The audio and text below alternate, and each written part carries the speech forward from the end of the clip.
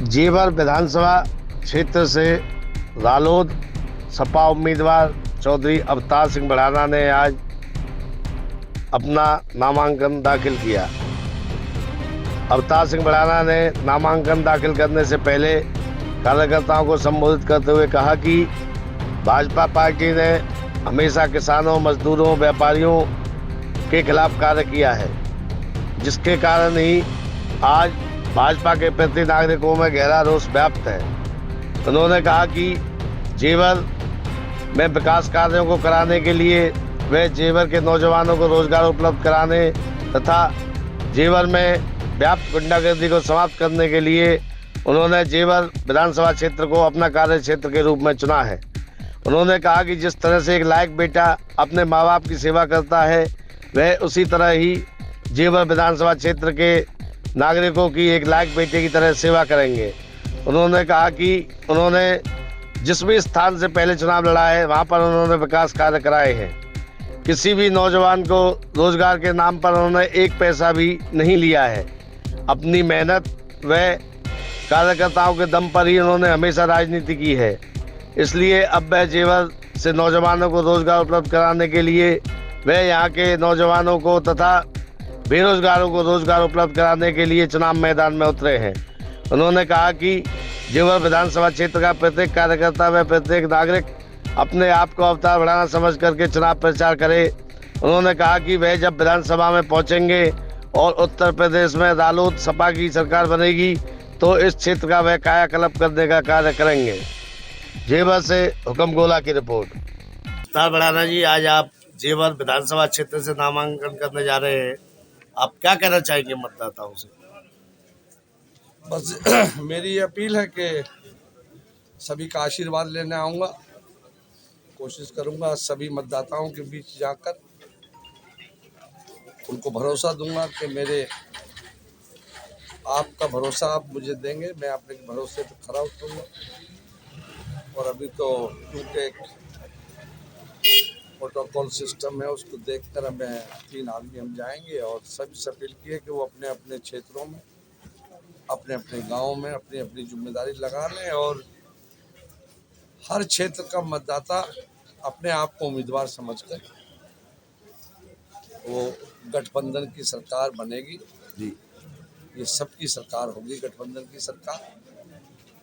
और जो मसले हैं इस क्षेत्र के मैं हमेशा किसानों का, मजदूरों का, गरीबों का, पिछड़ों का, अगड़ों का, सबका ही साथ मिला है और मैं उन्हीं के लिए उनकी आवाज़ बुलंद करता हूँ।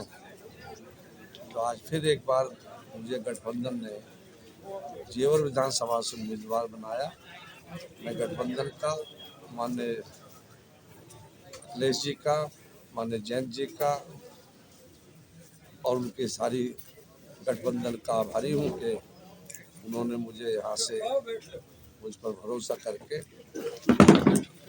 जो इस क्षेत्र से चुनाव लड़ने का जो फैसला है उनका, उसे मैं बखूबी निभाऊंगा और क्षेत्र की जनता के विकास के लिए जूझता रहा हूँ।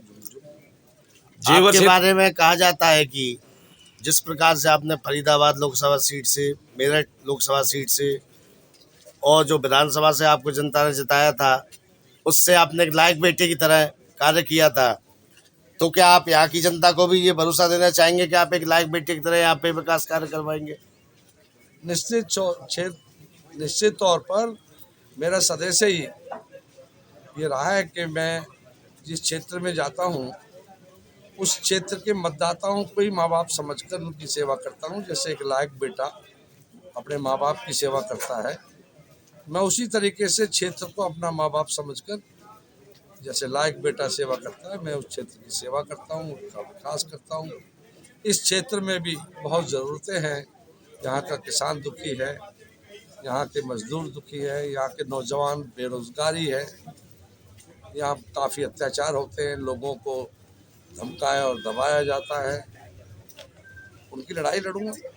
आपके बारे में कहा जाता है कि आपको 36 बरादरियों का समर्थन हमेशा लोकसभा और विधानसभा में मिला है। क्या आपको लगता है जेवर में भी आपको इसी प्रकार समर्थन मिल पाएगा? निश्चित तौर पर मुझे पूरी उम्मीद है कि जिस तरीके से 36 बिरादरी ने सदैव मुझ पर भरोसा किया है।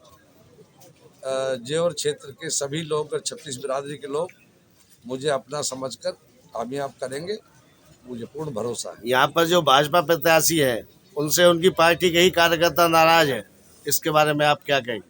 देखिए, मैं तो कहूँगा कि मैं किसी निजी मैटर में और निजी किसी के बारे में कभी कुछ कहता सुनता नहीं हूँ, लेकिन मुझे सुनने को मिला है कि यहाँ पर जैसे हमने देखा था कि मोदी जी का यहाँ जब कार्यक्रम हुआ तो वो जेवर का एयरपोर्ट दिखा रहे थे टीवी पर। जी। तो वहाँ की तस्वीर तो थी नहीं वो।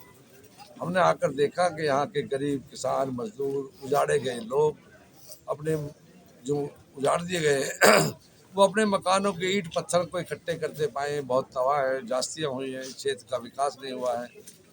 या दबंग लोग हैं जो एक प्रतिनिधि को सेवादार होना चाहिए। जी।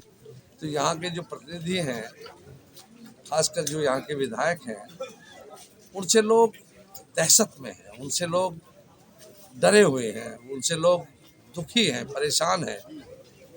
लेकिन उनको मैंने कहा है, भरोसा दिया है कि ये जो लोग हैं, जो हम गरीब लोगों को, मजदूरों को, किसानों को डरा के सत्ता राजधानी अपनी रखना चाहते हैं, उनको मैं दूर कर दूंगा। इस क्षेत्र में, मेरे इस क्षेत्र में कोई मेरे लोगों की तरफ आंख भी उठा के नहीं देख सकता। ऐसा इलाज जरूर करूंगा। भंडारी जी, आप यहाँ से जेवर से विधानसभा चुने जाएंगे तो आपके पहले विकास के मुद्दे क्या होंगे जनता क्षेत्र के लिए? सबसे बड़ा मुद्दा है मेरे लिए यहाँ का बेरोजगारी का। जो नौजवान हैं, उन नौजवानों ने बेरोजगारी का मुद्दा है कि यहाँ की जो अथॉरिटीज़ हैं, जो जहाँ के कारोबार है, जो बड़ी फैक्ट्रियाँ हैं, उद्योग हैं, उनमें एक इन्होंने ऐसी रेखा खींच दी गई है कि 200 किलोमीटर से पहले का आसपास का आदमी लोकल इज नॉट अलाउ। यहाँ के स्थानीय लोगों को रोजगार में नहीं दिया जाएगा। तो एक बहुत बड़ा अत्याचार और जुल्म है। सबसे पहले इनके बच्चों को, नौजवानों के रोजगार देने की लड़ाई लड़ूंगा। इस क्षेत्र के विकास की लड़ाई लड़ूंगा, किसान और मजदूरों की लड़ाई लड़ूंगा। और यहाँ यहाँ इश्यूज हैं, काफ़ी हैं, उनको फिर मैं ज़रा सोच समझ के देख लूँ। और उसके बाद यहाँ का ब्लॉक था 50-100 साल पहले, जब से आज़ादी से पहले से यहाँ का एक ब्लॉक था, ननकौर ब्लॉक। वो ब्लॉक को ख़त्म कर दिया, लोगों को सताया जा रहा है, धमकाया जा रहा है। इस तरह से नहीं, लोकतंत्र में तो मतदाता विधाता होता है। और यहाँ हाल देखते हैं कि यहाँ दहशत है, सत्ता और सरकार की धमकियाँ होती हैं। मैं निश्चित तौर पर यहाँ के लोगों का मुझे भरोसा हो गया है कि अगर भरोसा ना होता तो मैं यहाँ पूरे देश में कहीं से MP MLA लड़ सकता था, या पूरे यूपी में कितनी जगह से मैं MLA लड़ सकता था। लेकिन मुझे लगा कि मेरे इस क्षेत्र के लोगों का बहुत प्यार है मुझे, और वही आशीर्वाद मुझे मिला है। इसलिए मैंने यहाँ का फैसला किया कि मैं यहीं से चुनाव। DV News 24 लाइव से बातचीत करने के लिए धन्यवाद।